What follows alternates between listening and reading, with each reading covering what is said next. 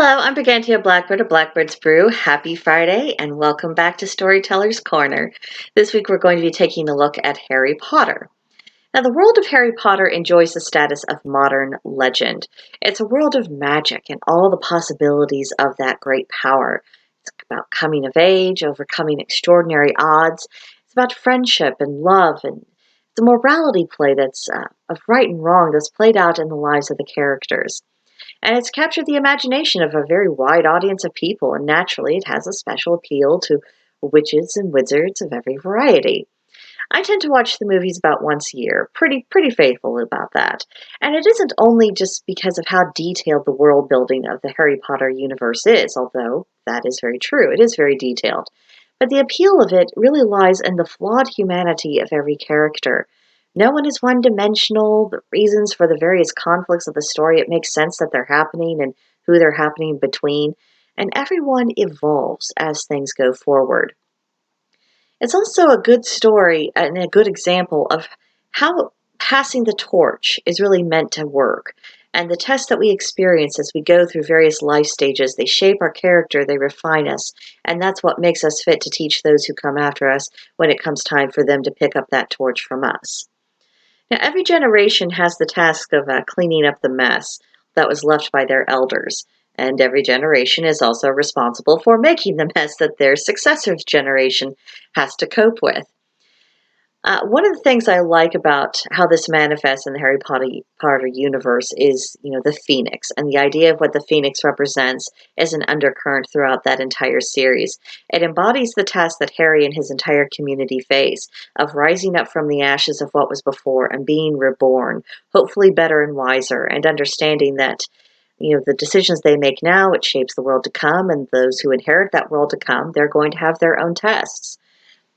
Now, Harry Potter himself, he had to let go of who he was as a child and his preconceptions and grow into maturity at a fairly young age, not only because of his capabilities as a wizard and the responsibilities of that, but also because of the events that revolved around him, all thanks to Voldemort's actions that took place when Harry was just a baby.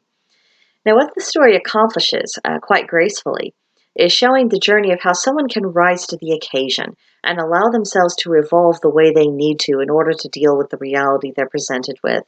There isn't much time spent on mourning the past or what might have been or what was or was not. And I think this is why it works so well. I think this is why it has such enduring appeal, because the characters are always confronting their reality as it is while processing their emotions, but they don't expect the world to stop for them. And there's an important lesson to be gleaned from that.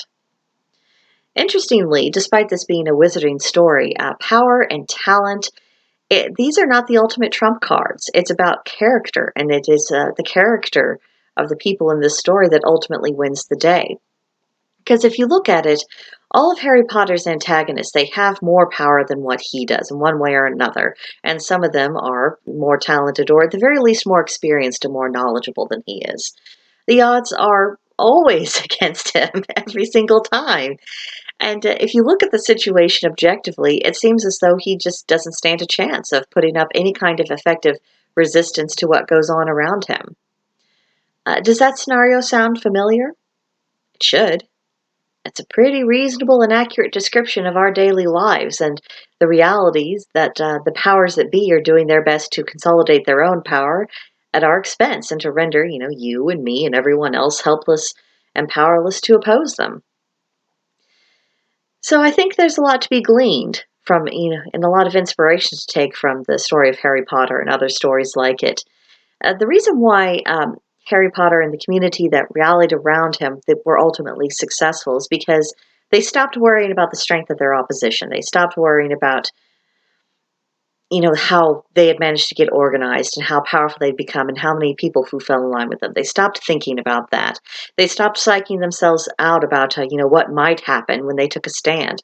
They just picked up their wands, they got busy, and they did what needed to be done, and they let the chips fall where they may. They just showed up, they did their best, and what was going to happen was going to happen. That is character. And it's a good illustration of how character, not numbers, not talent, not power, how it can actually win the day. and our own struggles, it is also our character and the character of our community that will enable us to win the battles and struggles that we face. So, a lot of inspiration to take from that. I hope you enjoyed it. And if you haven't, it's been a while since you explored the Harry Potter universe, kind of take another look at it. You might think that, oh, we're adults. Why are we watching this kid's story? It's because there's actually a lot to be gleaned from fairy tales, both ancient and modern. And I think maybe sometimes when we look at it, through the eyes of our adulthood, we can pick up on themes and ideas that just didn't really crystallize into articulated thought in our minds when we were younger, and now we can appreciate them as older. And and one of the lovely things about story is that it can take us to kind of take inventory of ourselves and like, these qualities and traits that I admire so much, do I put those into practice? And then sometimes that can serve as a motivation of, maybe I do want to be braver. Maybe I do want to do the right thing because it is right. Maybe I don't want to be bullied and intimidated by anybody anymore.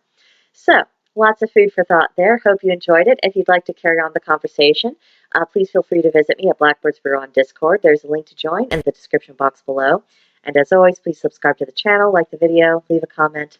I'll see you in the next one. Bye.